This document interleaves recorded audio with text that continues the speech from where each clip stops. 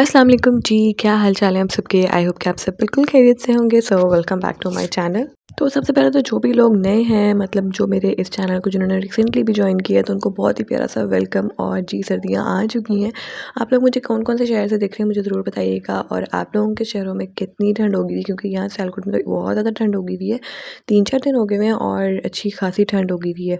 तो जी अभी यहाँ पे जी बस मैंने जो आज का व्लॉग स्टार्ट किया ना, वो मैंने किया है सुबह के टाइम से, तकरीबन 11 बजे के टाइम से। और सबसे पहले मैंने उस्मान को इस टाइम पे नाश्ता बना दिया था, और आज मैं डबल डबल काम कर रही थी, क्योंकि इस टाइम पे खाना तो बनाना ही होता है, लेकिन उसके साथ साथ मुझे आज देसी घी भी निकालना था। और देसी घी मैं आज कुछ इस तरह से निकाल रही थी कि मैंने डायरेक्ट पूरी मलाई को इस तरह से पकने के लिए छोड़ दिया था। अच्छा, वैसे कुछ लोग तो ऐसे करते हैं ना कि मलाई निकालते हैं, उसके बाद जी उसको मतलब थोड़ा सा ब्लेंड करके उसका मक्खन सेपरेट करते हैं, फिर मक्खन से जी निकलता है देसी घी। लेकिन ये प्रोसेस ना वैसे छोटी मी जो है वो काफ़ी अप्लाई कर रही थी, और मतलब उससे भी देसी घी निकल रहा था। लेकिन मैंने सोचा कि चलो अब जब मैं खुद करने लगी हूँ तो इतना लंबा चौड़ा काम मतलब करने की क्या ज़रूरत है, बंदा थोड़ा सा आसान काम कर लेता है। और ज़ाहिर सी बात है, फिर अबू बकर इस टाइम पे बार उठ रहा होता है। मैंने तकरीबन ये 9 बजे यहाँ पे ये मलाई रखी थी पकने के लिए, और समझ लें यहाँ पे कोई 11 साढ़े 11 का टाइम था।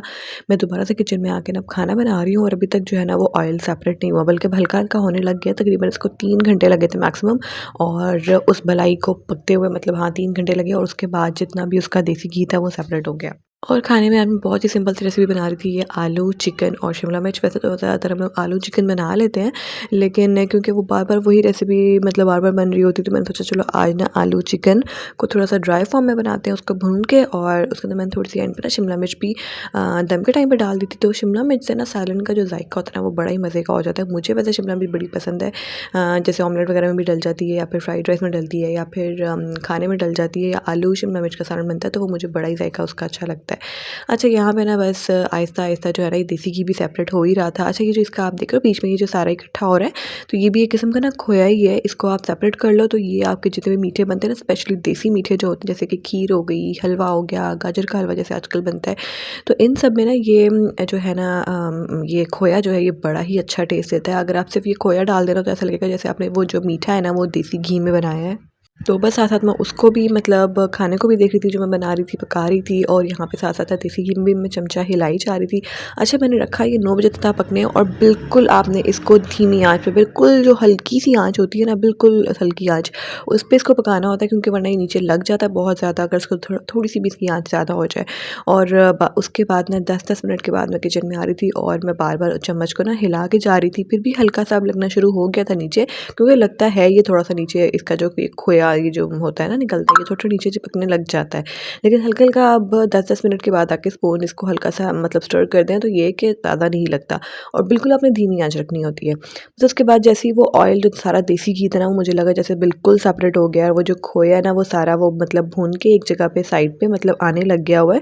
तो मैंने उसको फिर फ्लेम ऑफ किया, और यहाँ पे सारा मैंने अच्छे से मतलब छान के और अच्छे से मतलब स्क्वीज़ कर लिया था उस खोए को, ताकि उसमें जितना भी ऑयल है ना वो निकल आए। तो यहाँ पे तकरीबन देखिए ये 3 जो प्यालियाँ होती हैं ना ये निकल आई थी, और ये देखिए खोया कितना अच्छा लग रहा है। इसमें थोड़ा-सा जो मतलब ज़्यादा ब्लैक ब्लैक सा हो गया हुआ था ना खोया, मतलब पक-पक के थोड़ा-सा नीचे लग के मैंने स्पून मतलब ज़ाहिर बात है स्टर किया, तो थोड़ा-सा वो जो ब्लैक नीचे से हो रहा था वो भी निकल आया। तो वो मैंने हल्का-हल्का हाथ से ही मोटा-मोटा सा जो ब्लैक ब्लैक पार्ट थे वो मैंने सेपरेट कर दिया, बाकी जितना भी खोया है उसको हम फ्रीज़र में रख सकते हैं, वो काफ़ी दिनों तक आराम से सेफ रहता है, और आप इसको मीठों में यूज़ कर सकते हैं। उसके बाद जी बस यहाँ पे मुझे छोटी मम्मी कह रही थी कि सूजी का हलवा बना लो थोड़ा-सा, तो उनका दिल कर रहा था, तो बस मैंने सोचा चलो थोड़ा-सा उस्मान की भी बना लेती हूँ, वो भी खा लेगा। और ये सूजी ना मुझे कुछ दिन पहले मम्मा आई थी, तो उन्होंने भेजी थी कि मतलब ना उस्मान खा लेता है शौक़ से, और तो उसके लिए ना हलवा बना लिया करो। बस उनके पास थी, उन्होंने बस मुझे भेज दी, और बस यहाँ पे फिर मैंने हलवे को सबसे पहले ना हल्का-सा देसी घी मैंने ले लिया था थोड़ा-सा, और थोड़ा-सा मैंने ऑयल ले लिया था, और उसके अंदर मैं थोड़ा-सा इसको भून लूँगी। उसके बाद मैंने इसके अंदर इलायची डाल दी थी। इलायची पाउडर में नहीं मैंने बनाया, बस ऐसे ही मतलब साबुत ही डाल दी थी, और जो ऊपर से छिलके थे ना वो बाद में सेपरेट कर दिए थे। और जी बाद में इसकी मैंने अच्छे से भुनाई कर ली, बिल्कुल लो फ्लेम पे, ताकि ये जल ना जाए, क्योंकि बहुत जल्दी ये जल जाती है। और हल्का-सा ये देखिए इसका कलर हल्का-हल्का सा चेंज होने लग गया है, और साथ ही इसके अंदर से ना बड़ी प्यारी सी खुशबू आने लग जाती है भुनाई की। तो आपने इसके अंदर दूध डाल देना, अगर आप लोग चाहें तो पानी भी डाल सकते हैं, और एंड पे आप इसके अंदर दूध डाल दें अगर आपने दूध वाली रखनी है, पानी में गला लें, लेकिन मैंने दूध में ही इसको थोड़ा-सा सॉफ्ट कर लिया था, और उसके बाद दूध ही मतलब बाद में ऐड कर दिया था। यहाँ पे ऐसा जब भी मैं किचन में काम कर रही होती हूँ ना, तो मेरे मतलब रूम के इतने चक्कर लग रहे होते हैं साथ-साथ, क्योंकि ज़ाहिर-सी बात है सिर्फ कुकिंग का काम नहीं चल रहा होता, बल्कि मुझे घर के और भी जो काम होते हैं वो भी साथ-साथ कर रही होती हूँ। तो किचन में कुछ भी मतलब कुछ पका रही होती हूँ, तो थोड़ा बहुत पका के उसकी भुनाई का टाइम है या उसके गलने का टाइम है तो फिर मैं दोबारा अंदर रूम में आ जाती हूँ, या तो समटाइम ज़्यादातर ऐसे ही होता है वैसे कि अबू बकर उठ जाता है और मुझे उसको दोबारा सुलाना पड़ता है। जैसे कि अभी उसको मैं दोबारा सुलाने के लिए अंदर गई थी और जी यहाँ पे ना हलवा लग गया। हालाँकि मैंने बिल्कुल लो फ्लेम पे रखा हुआ था, लेकिन फिर भी पता नहीं नीचे से हल्का-हल्का लगने लग गया था, तो बस मैंने उसको ना पैन चेंज किया सबसे पहले और उसको मैंने वॉश करने के लिए रख दिया था, थोड़ा-सा भिगो के रख दिया था और यहाँ पे हलवे को मैंने दूसरे पैन में डाला। उसके बाद इसमें थोड़ा-सा मैंने फूड कलर ऐड किया, चीनी ऐड की है और मैंने खोया ऐड कर दिया और यहाँ पे देखिए मज़ेदार सा जो हलवा है ना वो रेडी हो गया। थोड़ा अच्छा, लास्ट वीडियो में मैंने आपके साथ थोड़े से वेट लॉस टिप्स शेयर किए थे। आई होप कि आपको वो थोड़ा बहुत जो है ना वो अच्छा लगा होगा। चाहे उसमें कोई ना वेट को कम करने वाला मतलब सीन नहीं था। मैंने लिख तो यही दिया था, लेकिन एक्चुअली वो वेट को मेंटेन रखने का जो है ना वो टिप्स हैं। क्योंकि ज़ाहिर सी बात है ये छोटी-छोटी चीज़ें होती हैं जो कि अगर हम फॉलो करते रहें ना तो हमारा वेट मेंटेन रहता है, और यही चीज़ें अगर हम छोड़ देते हैं ना और मतलब इन चीज़ों का ख्याल ना रखें तो फिर ज़ाहिर सी बात है वेट गेन ही होना स्टार्ट हो जाता है और जो कि नुकसानदेह होता है। खैर अच्छा जी, किसी ने मुझे ना मेरी लास्ट से लास्ट वीडियो पे कमेंट किया था कि आपको जी पोस्टपार्टम डिप्रेशन तो नहीं हुआ? तो लिटरली यकीन करें, मुझे जब मैंने ये कमेंट पढ़ा था ना तो मुझे हँसी आ रही थी। मेरे चेहरे पे ना एक प्रॉपर स्माइल थी और मतलब कभी सोचा ही नहीं कि इस डिप्रेशन का मतलब डिप्रेशन ये वाला भी होता है, क्योंकि ज़ाहिर-सी बात है लाइफ़ इतनी बिज़ी हो जाती है और इतना सब कुछ चल रहा होता है लाइफ़ में, मतलब सब कुछ देखना है अंदर बाहर का। लेकिन ये चीज़ हमारे यहाँ पे तो मेरा ख़्याल है जितनी भी देसी फैमिलीज़ होती है ना, शायद ये चीज़ कहीं हद तक हो भी जाती होगी, लेकिन उसको प्रॉपर नाम नहीं दिया जाता और वो कुछ ना कुछ और रीज़न्स बन जाते हैं। हम कहते हैं ये रीज़न था, वो रीज़न था और मतलब ये मसले मसाइल थे। लेकिन इस किस्म का डिप्रेशन जो है ना, मेरा नहीं ख़्याल कि किसी देसी फैमिली में होता होगा। हाँ, मेरा ख़्याल है जो बाहर के मुल्क में इस तरह की वीडियोज़ वगैरह आती हैं, पोस्टमार्टम डिप्रेशन वगैरह, ये फलाना-ढिमकाना, मतलब उसमें बहुत कुछ मतलब बड़ा सीरियस लिया जाता है इन चीज़ों को। और मैंने खुद भी देखी है, लेकिन मेरा नहीं ख़्याल कि किसी भी देसी फैमिलीज़ में इस चीज़ को जी इतना ज़्यादा मतलब अहमियत है। अच्छा, बेसिकली मुझे ये जो कमेंट है ना, ये उस वीडियो पे आया था जब मैंने आपके साथ शेयर किया था कि मैंने अपनी जॉब कैसे स्टार्ट की, कैसे मेरी जॉब छूट गई और जब उस्मान हुआ था तो मेरी जॉब भी चली गई थी। अच्छा, मैंने आपको आगे-आगे क्या हुआ वो तो मैंने बताया ही नहीं अभी, और आप लोगों ने मेरा मतलब मेरा डिप्रेशन पूछ लिया कि मुझे डिप्रेशन तो नहीं हुआ।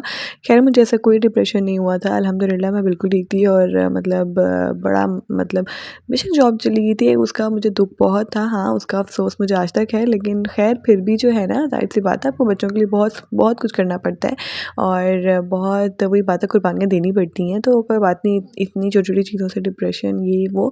और ज़ाहिर-सी बात है हाँ, एक और चीज़ के सी सेक्शन हुआ था और ऑपरेट था। ज़ाहिर-सी बात है वो जो एक टाइम पीरियड होता है पूरा, वो बड़ा मुश्किल टाइम होता है फिर उसमें छोटे बच्चे के साथ, और वो मतलब स्कूल जॉब करना। तो किसी ने कहा था जी स्कूल जॉब बर्डन, लेकिन ऐसा भी नहीं है। वो बर्डन मेरे लिए जो था ना, वो एक ऐसा टाइम था कि जब मैं घर से बाहर निकलती थी ना तो मुझे वो जो पीछे से चीज़ें होती थी ना, वो बड़ी मैं रिलैक्स हो जाया करती थी। और दूसरी बात ये कि बेबी की मुझे बिल्कुल फ़िक्र नहीं थी होती उस्मान की, क्योंकि मैं उसको अपने घर छोड़ के आती थी, मम्मा की तरफ छोड़। मेरे ख़्याल से अगर फ़िक्र होती भी हो ना, या टेंशन थोड़ी बहुत होती भी है, वो तब होती है, जितनी भी ख़वातीन मुझे देखी होंगी ना वो इस बात से रिलेट ज़रूर करेगी, जब आप ससुराल में बच्चों को छोड़ते हो। ज़ाहिर-सी बात है ससुराल में थोड़ा बहुत आपको होता है कि अगर वो गिर जाए या उसको चोट लग जाए, कोई ध्यान रख रहा है कि नहीं रख रहा है, या फिर कोई छोटी-मोटी बात हो जाए, तो मतलब वो कुछ भी हो सकता है ना, तो मतलब हमें सुनने को मिल सकती है। लेकिन अगर हम अपनी मम्मा की तरफ छोड़ के जा रहे होते हैं ना, तो मेरे ख़्याल से हम सभी जो माएँ होती हैं ना वो बड़ी रिलैक्स होती हैं। हमें टेंशन ही नहीं होती कि भई हम चाहे बच्चों को छोड़ के बाज़ार चले जाएँ या हम बच्चों को छोड़ के अपनी जॉब पे चले जाएँ, तो बड़ा रिलैक्स होता है। मुझे पीछे से बिल्कुल फ़िक्र नहीं थी होती। हालाँकि मैं 2-3 दफ़ा भी कॉल करके पूछती ज़रूर थी कि उस्मान तंग तो नहीं कर रहा, सो के उठा है कि नहीं? तो मुझे यही कहा जाता था, मम्मा यही बताती थी कि वो बस सुबह के टाइम सोता ही रहता है, और अभी भी ऐसे ही होता है। अबू बकर जब अभी मतलब 3 माह का है, लेकिन मुझे उसकी भी रूटीन अब वैसी ही लगती है जैसे उस्मान की थी सुबह के टाइम पे। वो भी सुबह के टाइम पे ज़्यादा सोता ही है और उठता है, लेकिन ज़ाहिर-सी बात है वो भी अपना दूध वगैरह पी के दोबारा सो जाता है। तो बच्चे सुबह के टाइम पे ना ज़्यादा सोते ही हैं। ख़ैर, मुझे इसलिए बच्चे की मतलब उस्मान की इतनी फ़िक्र उसकी भी नहीं थी होती। होती थी, लेकिन ज़ाहिर-सी बात है इतनी नहीं थी होती कि मैं कहूँ कि मैं बहुत परेशान रहती थी या मुझे कोई डिप्रेशन हो जाता था, ऐसा नहीं है। और ना ही मुझे कोई पोस्टपार्टम डिप्रेशन हुआ, क्योंकि ज़ाहिर-सी बात है वो डेज़ जो थे वो डिफ़िकल्ट तो बहुत थे। लेकिन मैं आपको सच बात बताऊँ कि मुझे उस्मान के टाइम पे इतनी डिफ़िकल्टीज़ नहीं फ़ेस करनी पड़ी जितनी मुझे अबू बकर के टाइम पे करनी पड़ी हैं। आपको फिर भी किसी और वीडियो में ना वो जो एक प्रॉपर वो जो एक पीरियड था, उस टाइम को आपने कैसे मैनेज करना होता है, या फिर आपने कौन-कौन सी टिप्स है उस पीरियड के लिए, वो जो 40 डेज़ होते हैं ऑपरेशन के बाद के, वो भी आपके साथ इस वीडियो में डिटेल में शेयर करूँगी। और मैंने फिर उसमें क्या-क्या चीज़ें जो टिप्स एंड ट्रिक्स थी जो मुझे ज़ाहिर-सी बात है जो बड़ों के मतलब करते हुए चीज़ें आ रही हैं, कौन सा पानी पीना है, मतलब कैसे बैठना है, कैसे रहना है, तो वो चीज़ें भी मैं आपके साथ ज़रूर इंशाल्लाह किसी वीडियो में शेयर करूँगी अगर आप लोग कहेंगे। और जी, जो वेट लॉस मैंने आपके साथ लास्ट वीडियो में शेयर किया था ना उसकी टिप्स। उसके बाद अगर आप लोग चाहते हैं कि मैं आपके साथ प्रॉपर एक वीडियो बनाऊँ जिसमें आपके साथ मैं प्रॉपर मतलब कोई मील प्लानिंग का बता दूँ या फिर कोई डाइट का थोड़ा बता दूँ, तो आप लोग मुझे कमेंट करके ज़रूर बताना। मैं आपके साथ इंशाल्लाह नेक्स्ट वीडियो में शेयर करूँगी। अच्छा, बात हमारी फिर से वहीं पे रह गई है कि पोस्टपार्टम प्रिपरेशन का, जिन्हें मुझसे पूछा था ना कि आपकी जॉब मतलब चली गई थी और ये वो, और जॉब पे भी आप जाती थी तो थोड़ा-सा बर्डन भी होता होगा। तो ऐसा नहीं, मैं जाके जॉब पे बड़ा रिलैक्स हो जाया करती थी, और जब बंदा फ्रेंड सर्कल में बैठता है ना एक, तो फिर थोड़ा-सा रिलैक्स हो भी जाता है। थोड़ा बहुत जो घर की परेशानियाँ होती हैं, और वो जो मतलब परेशानियाँ तो ऐसा नहीं थी, लेकिन ज़ाहिर-सी बात है थोड़ा बहुत जो भी आपका एक टेंशन होती है और काम-काज ये वो, तो दोस्तों में बैठ के इंसान सब कुछ भूल जाता है, रिलैक्स हो जाता है। एक स्ट्रेस फ्री रूटीन जो होती है ना, वो स्ट्रेस फ्री हो जाता है इंसान ना, तो एक दोबारा से फिर अगले दिन के लिए, नेक्स्ट वीक के लिए, नेक्स्ट डे के लिए वो तैयार हो जाता है। तो मैंने आपको बताया था जी सिर्फ़ इतना कि उस्मान जो है जब हुआ था तो मुझे उसके बाद अपनी जॉब छोड़नी पड़ी थी। उसके बाद जब मैं घर आ गई थी ना, तो उसके बाद तो बल्कि जो हमारे घर में हेल्पर थी, जो मैंने आपको बताया कि 1 साल तक जो मेरा शादी का पहला साल था ना, तो वो मतलब खाना वगैरह बना दिया करती थी। मतलब एक हांडी बनाती थी। तो उसके बाद उन्होंने भी छोड़ दिया था। मतलब उस्मान इतना छोटा-सा था, मेरे ख़्याल से वो अभी 2 माह का हुआ था। तो जी आंटी कहती हैं कि उनको मतलब कुछ मसले मसाइल थे उनके अपने घर के, तो उन्होंने कहा मुझे ना जो जॉब छोड़नी है, और वैसे भी रीना की जॉब छूट गई है, तो लीना जो है ना वो खुद ही काम कर लेगी।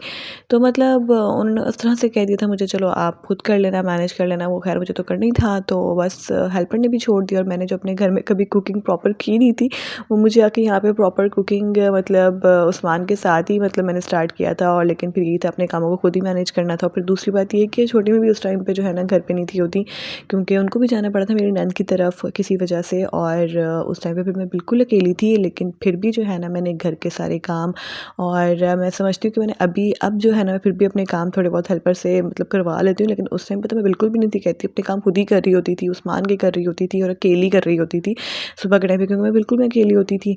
तो ज़ाहिर-सी बात है फिर खाना पकाना अचानक से बिल्कुल मेरे ऊपर आ गया हुआ था कि क्या पकाना है, क्या नहीं। वो होता है ना, टेंशन ये भी होती थी कि आज के दिन क्या पकेगा। तो वो तो टेंशन बात की बात है, मेरे लिए तो बिल्कुल ही एक फर्स्ट टाइम वाली चीज़ थी ना, क्योंकि मैंने पहले कभी अपने घर में भी प्रॉपर कुकिंग की ही नहीं थी। तो लेकिन फिर अचानक से मेरे ख्याल से अल्लाह ताला मतलब जब कुछ आपके ऊपर डालता है ना बर्डन, तो वो आपकी हिम्मत के अकॉर्डिंग ही डालता है। तो बस अल्लाह का नाम लेके सारे काम किए, और वो हो भी गए। सो यहीं तक की थी आज की वीडियो। आई होप कि आपको अच्छी लगी होगी। ज़रूर इसको लाइक करना, कमेंट करना और चैनल को सब्सक्राइब करना। इंशाल्लाह आपसे मिलूंगी नेक्स्ट वीडियो में। टिल देन टेक केयर, अल्लाह हाफ़िज़।